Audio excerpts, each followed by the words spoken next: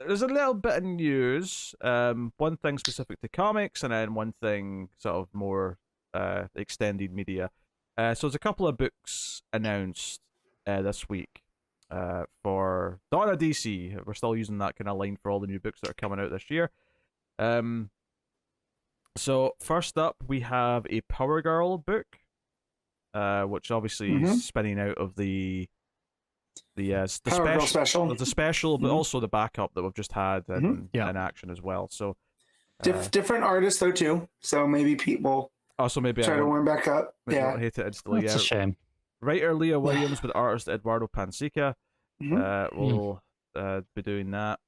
That's a lot less exciting. Like Panseeka's fine. Yeah. It's not bad, but it's not the same as was it Savage before, where it was Yeah. like it's all like I mean, very stylized. And yes. Panseeka's just like okay, it's another house style book. Yeah. The Savage stuff gives it a more dreamlike kind of vibe, which helps with the story they're telling. But I just think it stood out, and I think again like Panseeka's fine, but it's very much it's another house style book, Yeah. which is just always less exciting than Yeah. having someone a bit more unique, even if it's not someone that you really like that much. Mhm. Because I don't think Pete would say it's objectively bad, just not his taste. Yeah, but I may actually read this, so I mean, for me, it's just subjectively a better choice. Oh, but it's a more boring choice. Yeah, but boring but palpable. I mean, I like Panseeka, so I've never been disappointed by Panseeka. I would rather there be a book that was, a bit more unique, that it doesn't hit for absolutely everyone, than here's another middle of the road. Just it's going to look the same as every other book. In general, I agree with that, but it's kind of you put me into a weird position when arguing this when it's a book that doesn't work for me. Like, would I rather have a book that? I mean, not that I'm that fussed. Like, I like if I don't want to read this, it's fine. Like, other people can have it. But if we're talking about specifically getting me interested in reading it, then, yeah, like Panseeka's a better choice. But I mean, I agree with the sentiment in general, though. Yeah, no, I get what you're saying. I'm just happy this is getting an ongoing. I thought it was weird after the backups that it was just getting just a one shot and that was it. So yeah, surprised. I don't know if they've come back to it after hearing some of the reception, maybe, and they're like, oh yeah, maybe there is enough interest for it. Yeah, I'm sure Williams wrote it with Savage in mind, and then maybe Savage couldn't make it work because of the ongoing, so that's why. But I mean, you feel like the one shot's gonna wrap up the Johnny Sorrow stuff, so and then we'll jump on to more Power Girl, as the main character more, so because it feels like it's gonna be a little bit different, judging from what they're saying here. So, but I'm excited nonetheless. So. Yeah, the other book is A Fire and Ice Welcome to Smallville by Joanne Stater and artist Natasha Bustos. So the two eponymous heroines find themselves forced to lay low in Superman's hometown after a disastrous incident in Baltimore puts them under intense scrutiny, to the point where they are even considering calling Icy's ex-boyfriend Guy Gardner for help. Interesting. I wonder, do you think these two have had a bit more popularity because of the Human Target book? I would think so. Yeah. Yeah. That was my first thought. I think there's obviously there's a certain audience that have been a fan in general, kind of probably since the JLI days. Yeah. And anyone who's kind of gone back and read that run typically likes them as characters, but they've never been particularly prominent. And it seems weird otherwise that right after they were just in the spotlight in a book that was read by quite a lot of people and pretty well received, then they suddenly get a book. I think that's too much of a coincidence otherwise. Yeah Well, and considering that Ice has been dead for a while, right, comes back to prominence. But like the last time I remember reading Fire and anything before was in Checkmate, where she was an agent for them. So it's been a while. The Bendis stuff recently? No. Oh, going back to like Rucka. Going back to the Rucka Checkmate. So. Oh, okay, yeah. But yeah, so I mean, it would be weird if it was just by itself. But we'll see what Starrer does though too, because Tom King writing these two characters might be a completely different vibe than what's here. But it sounds fun. I mean, them hiding out in Smallville. Yeah, I'm not familiar with either of the team, but me neither. I'm open to trying that book. Yeah, I'm not familiar with them either, the team, but I am intrigued enough with these characters. Like, I mean, yes, is the thing. Like, for me, having not read JLI, I don't really know if I care much about Fire as of yet, because she was obviously less featured than Human Target, but Ice definitely I'm more invested in as a character just because that made her very interesting to me. Yeah, and I mean, even if you don't know much about them, just the idea of Fire and Ice being such good friends, right? Like, you know, how their whole powers don't complement each other. There's that whole dynamic there too. One's the hothead, one's the more, you know, reserved, if they're going off of that. So yeah, it does say at the bottom of this article that DC have not specified if either are ongoings or limited series. They both feel like limited series to me, but I wonder if these are, like some other recent books, limited until proven otherwise. Like Poison Ivy, right? Innocent until proven guilty. Yeah. Which I don't think it's a terrible model. I mean, even that's not bad. No, even like the Swamp Thing that we had before from wasn't Green Arrow supposed to be a mini?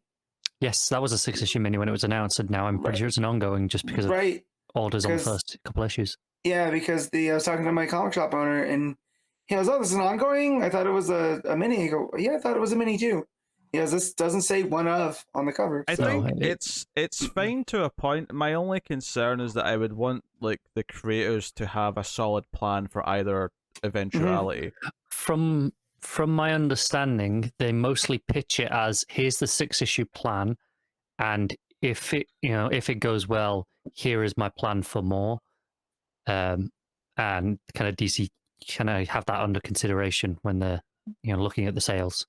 I guess the question is, and it probably varies from example to example, is like, what does that end up feeling like? Like some of them I could see feeling more like, oh, this is a good 6-issue story that's more like, say, I'll compare it to a movie that might get a sequel, where you don't really feel that bad if it doesn't get one. You may have wanted one, but it's not a big deal. But then sometimes it might feel more like, oh, this was season 1 of a TV show that was clearly had more planned that they'll never get to do because, it just didn't work out. So, I mean, obviously the former is always better than the latter, just because if it doesn't go through, obviously if it gets to keep going, then the latter can be great. What are the ones we've had so far? Obviously, Poison Ivy, I would say, definitely felt like, hey, no, that could have been 6 issues. Yep. But I'm glad it's not. Swamp Thing, I would actually argue the opposite. I think if it didn't get those last 6, it was still great, but I think those last 6 made it. Like they made it. The last 6 are why you read the first 10. Yeah. Right. So, I do want to look, because I feel like he probably knew early enough that he just moved his ending later. Right, because where it ended at the end, the end of that last 6. I mean, it gets the back half of that. It gets a lot more introspective and heady than. I mean, it gets pretty introspective and heady through those first 10. But when we're talking about, and I'm not arguing against this model. Like I think there's a lot of potential with it, and it gives books a chance. I'm just looking at the pratfalls of when it doesn't work out, but the book was good just because it wasn't selling well, or whatever. 100% Green Arrow doesn't have a plan past issue 6. Oh, maybe past issue 4, but more on that later. Anywho, so that's Power Girl, Fire and Ice, and Power Girl, and also Fire and Ice. Right, which the Fire and Ice book will start as a backup in the special. So if you're interested in that, make sure you check the Power Girl. In the Power Girl special? And in the one-shot special, there's a backup teasing the other book. Okay. So these two which are will be like linked. a 0. Yeah.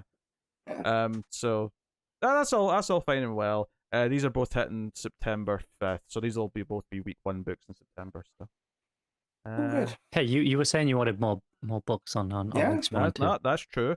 And they're female-led, female-written books too, right? Which is also nice. Right? I will say, just keep in mind, September I think is the second half of all the Night Terrors bullshit. So so depending on how the first half goes, you might not be reading anything. No, it may be a really quiet month if we really hate the first half of Night Terrors. This is where Pete goes, what have I been reading? Let's get into the apps.